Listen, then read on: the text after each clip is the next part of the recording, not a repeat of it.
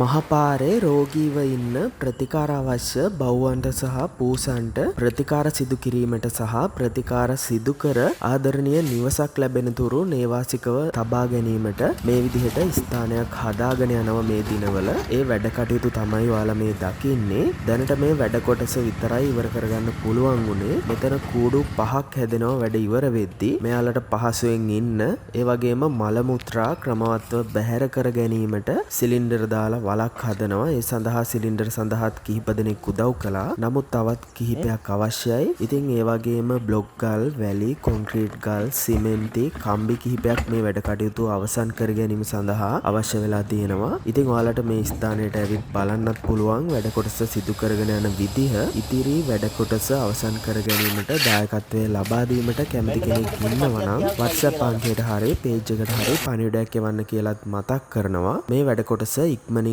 අවසන් කර ගැනීමට හැකි වුණොත් ප්‍රතිකාර අවශ්‍ය බොහෝ දෙනෙක් සුව කිරීමට උත්සාහයක් ගැනීමට පහසුවක් වේවි.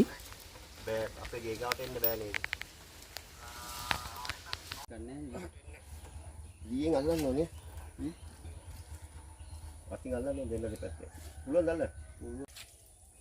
අවයින් මල්ලන්න. අයිය පොඩ්ඩක් රෙස්ට් එකක් ගන්නකො.